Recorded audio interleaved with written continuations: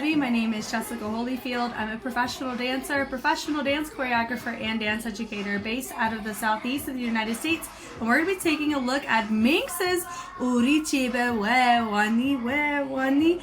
This is their dance practice, Why Did You Come to My Home? Now I do know I am officially starting my Dream Catcher Marathon, but I did my due diligence and looked up a little bit about the group because I did hear that there was a chance that they were a previous group before and then they transitioned over into Dreamcatcher when they did. And so when I learned that MINX was the group that they were originally, and so we're gonna go through MINX's stuff first before we officially start with Dreamcatcher.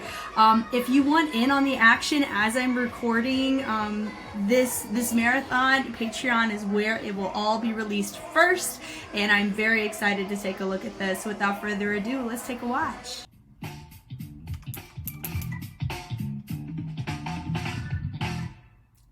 Happy Face Entertainment.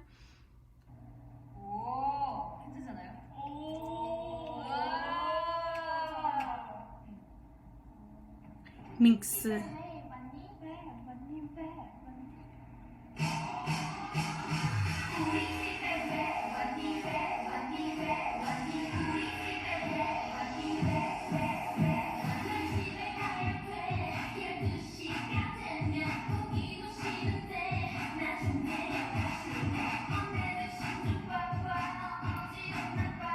This is fun.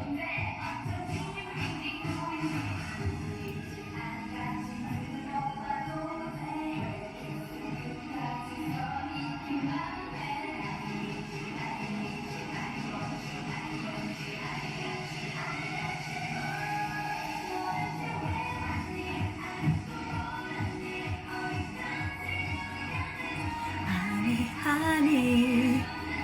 This is really fun to see, guys, because I remember when I added this song to my playlist way back in the day. I don't even think they had streaming yet at this point, or maybe they did, it just wasn't like what you did. I think I illegally downloaded this song into my personal library. We're definitely doing good on the cleanliness side. Remember though, I am operating on a brain that has about 10 more years of choreography exposure to what's going on nowadays. This is from like, I think 2014. So I understand that we're working on trekking up the difficulty of choreography within K-pop. So I'm not gonna say that it's too simple, especially for the era. I think it's very appropriate for the era, for sure.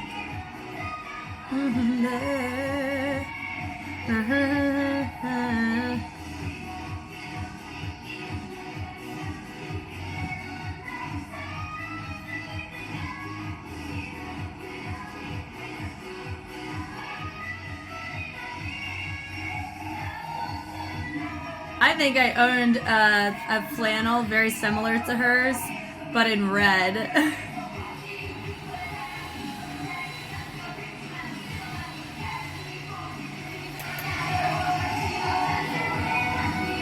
Nice.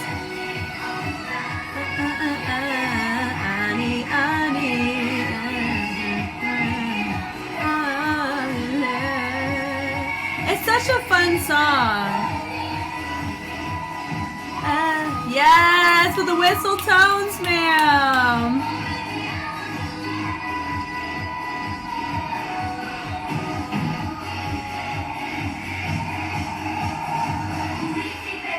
Wani, wet, wani, wet, wani. Fun. What a fun start. I mean, I thought this was really fun for sure. Matches the track pretty well. Of course, if this was in 2023, it would be deemed a lot simpler than some of the other choreographies of their competitors, or those who would also be in that era. But it is not from that era, so we're not going to use that. We're going to go ahead and take a look through. So from the top here with this, it is nice to have this little beginning. It's super cute. So I love the fact that they're all wearing, oh wait, they're not all wearing the same thing. I was about to say they're all wearing the same type of shoe, which would have made it really fun. It's totally fine though that, you know, we got the Chuck Taylors and the MINX loves a little pig here. Just simple walks. You'd be surprised at how difficult it is to make sure everybody is walking in the same line, because even looking here, they have it down to a freaking T. Well, I mean, that my line does not give it justice. You know, they're even picking up at the exact same angle. Beauty in that. Even simple things are hard to get everybody in check on. Trust me. One way. Even all the way through. I mean, you just have one micro step more forward than others, but that's still really impressive.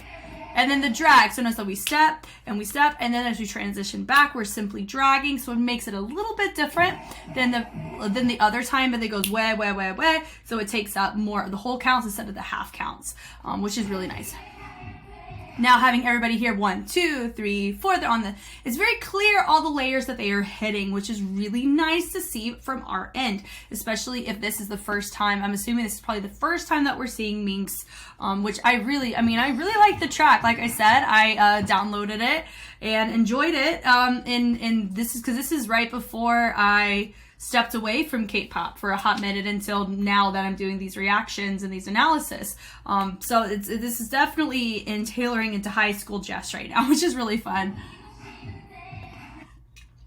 I will say there was one note that I was going to say, and then I was just drinking coffee instead. So having this here, some of them are choosing to kind of hit back and some are lowering their body a little bit more. So that would just be a refinement thing in with the arm positions in the back. And then boom, and up, really nice. And notice with the syncopation, then bringing it back up from the back end, really good job. Then she moves over, having everybody have kind of do their own thing, their own vibes. Yep. So that part really is just she's in the front. Naturally, she's gonna be our feature. Everyone's just kind of interacting, playing extra behind her, which is a fun choice. Now diving down, Now our feature is the only one who didn't choose to bring the arm up. She kind of drug it through, which is a really fun way to kind of engage with this. And dragging through, drag and drag. You can tell there's a lot of communication and making sure everybody's on the same page of how the arm drags, how it transitions, and the dynamic of how your hand is supposed to move. And even with your features, they're doing a good job of modifying or slightly adjusting the choreography to the way they get to stay being the feature, especially if they're not in our front and center. It's very important, and they're doing a great job of that. I need you. Really, really fun on the build-up. And notice that they kind of went a little bit lower on that I want you, because they're building up the energy for it to explode with a huge level of energy. So they go, I need you, and then they drop it a little bit lower, which is really fun.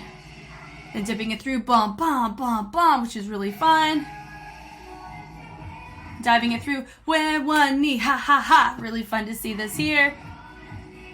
Yep, and dipping it through. It just feels very fun and cordial. We are chilling a lot in unison when they do choreography, but the synchronicity is what makes it captivating. Switching through, just a fun little groove to dive it through. Nice with the taps behind them. Notice one of them is going a little bit bigger than everybody else. So these two are kind of vibing it out effectively. These two not as much, but she's our feature, so it makes sense. She's going really far out, so that would just be a note. If you really want to maintain synchronicity, make sure everybody is hitting the same amount of energy every time. She also wasn't finishing her Ranajan here, but these two we're doing. It's interesting that we have two-part features a lot of times, but they're not doing as much two parts, or they're just showing up a little differently than how you would see them exposed. So that was cool, because in the beginning, when you had your second person come out to be featured, your first one was in the back, still harmonizing and still contributing, which I find to be really fun. And they did recognize that to a certain extent in the choreography. Moving from here, it's a straight line. They all get to the accent out, boom, and notice they all made different choices. I think if somebody else went a little bit lower, I think it would have really read more dynamic, but it was a really great choice in the texture that they chose there. Love stepping back, the urichibe we wani, and they hit it down. So, and also too, it is, like I've said before, it is on the simpler side on the walks, but the walks are very effective, and they're slightly different every time they do them, which does help. So I do like that. We walk forward nice and slow. So instead of going forward and then backwards, they went backwards and then forwards with the slides, which I really like. They reset, and then I think it would have been better if everybody kept facing front and then turned, because she turned a little too early, I think, for just the amount of time that they had.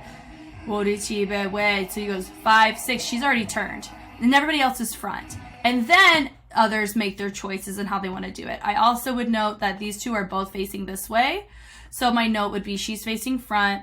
Everybody, I would feel, would need to kind of match this here if this is our feature, which is what I'm assuming. If she's our feature, then everyone needs to either make the same torso direction choice, so everybody would need to be here, or these two need to be a little different, because everyone's creating a different posture or angle, but these two are very similar. They just changed the feet and the arms. So that's just my note. It would have been better if, let's say, what she did and what she did were different, like they switched their roles, and I think it would have read better. But I know this is our feature down at the bottom because of where they're looking. And then down, or maybe she is the one that is our feature, I'm not sure. But everybody was kind of tailoring down this direction, which is what gave me the idea that maybe our feature was at the far end. Then they're bleeding out, hitting through. That part, I understand it why it's separated. It does look like their arms are connected. But because they're not connected, it's totally fine. You can just kind of see there's more discrepancy in the gaps between their hands. And then bleeding it in, boom, and then having this moment of bleeding it down, boom, boom. Notice the 2 hip rolls, boom, went on the base. Let's watch that again. So it wasn't just 2 rolls. Boom, boom. Yeah, one of them just went just a tad bit too slow. It was my dancer we do have a couple blonde hair, short with blonde hair. Yeah, this part 1, cha, ni, cha, really nice in the push and pull. It's fun. We're doing a good job kind of staying in line too, staying centered, which is good. Sliding through. I think the ongoing trend and fingerprint of this choreo is the drags of the feet. And so in order to really make that look nice and present and not overshoot it, is you want to roll through from the heel to the ball of the foot whenever you're stepping to drag into your next position. So I really do like this motion, and they also have to make sure that their core is in check. They're not overly throwing the core, but they don't want to make it dead either. So it's really nice to see that we have a lot of presence in the torso. Back here, notice some of our rotation is just slightly off. Some of us are cutting through the corner, making sure that we all need to start at the same time and finish at the same position is there. Crawling it through. She also went here and then she dropped the hand, so I would suggest to her, I think, sua, either keep it committed or drop it entirely, not even have the hand there. Dropping it down, I need you, building it up some more. I want you, dropped it back down again. So it's a nice build, different formation, which is why it looks different. Love it. I got you, boy. 6, 7, 8. 1, 2, 3, and 4. Yep. So it's just fun. 1, 2, 3, and 4. It just feels I'm not even gonna call it Zumba, but it does give that energy of just fun. It's just fun and playful, but there's not a ton to it that is going to. I would feel like the vocals, I think they really catered more towards making sure they executed these vocals effectively, which I can appreciate when groups make that concession. Ani, I love that. Ani, which I enjoy. 3 and 4, so it goes 1 and 2. Notice that some of them keep it and they focus on the shoulders more. Some are using the punch, so that would be my note. I think Yuhyun used the arms more, and I think Jiyu used the shoulders, possibly. Let me see. Yeah, that's a perfect example. So she was using her shoulders a lot more. She was using her arms more. The reason why I was able to catch it is they're next to each other. Now, if this was happening only over here, I would not have caught it because I have my little bubble, and my bubble is like on the screen. I don't put it in manually. It's automatically on the screen. Yay, the benefits of video software. But it does go to show that normally my peripherals are going to tailor more towards this area, or wherever my feature is, I'm going to look at the surrounding individuals. That's where most of my feedback is tailored to. So if there's something that happened in a particular set that I missed, it could be because it was happening over here and I was looking over here. I'm a human. I don't have 15 eyes. I wish that would make I'd be able to catch a lot more stuff, but these videos would be a lot longer. So I did catch it because they were right next to each other. So that would just be my overall note, really establishing, are we using the shoulders or our hands? Because that does give off different energies depending on what you're hitting. Then having a new energy brought to the front. Love that. Da-na-na, na-na-na. Yep, love that energy there. Yeah, bun dun dun dun dun dun. Fun in that. Regards, she goes out, and then they have that moment, she comes back in, they drop down. Notice that some of them have that arch that's happening in the back, some are not. So that would just be another thing to note, is making sure that everybody's posture or their core engagement is the same when they drop in those hinges, because the power and presence of it collectively is going to be modified depending on what choice you make. Stepping back, nice. It's very easy. It's honestly very easy to catch your features. I think there was only one part that was a bit tricky to find, but everywhere else they've done a good job of making it very clear. Tipping it down, turning it around and having this motion right here. So they're doing a shoulder ISO, and a big thing to keep in mind is you have to have some degree of shoulder flexibility to be able to get this angle and rotate it without having your head peek forward to allow room. You want to be able to have it up and have that flexibility around to be able to do whatever you want with it. And the range of how you control it is different here than if I was controlling it here. Do you see the difference? So you have to either start at a different point with your hand, or how you modify it. It's just going to feel different in the wrist. So they did a pretty good job on that though. And they all go out to the side. And she gets to have her own moment, and then she gets to also have her own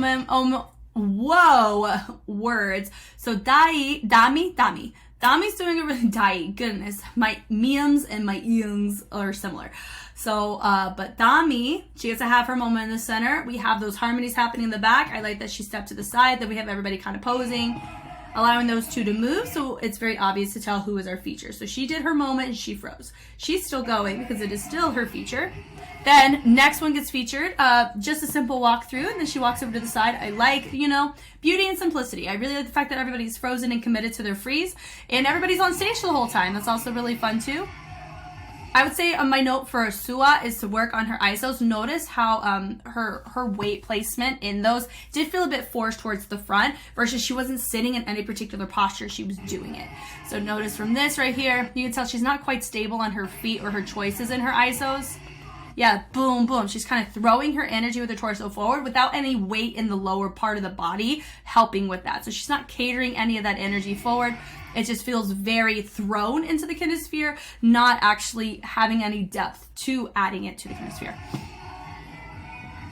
Now, this right here is really nice for her to have her moment. Everybody come to the middle. They get to do kind of their own thing. They're like, hey, it's really nice to see me, Annie.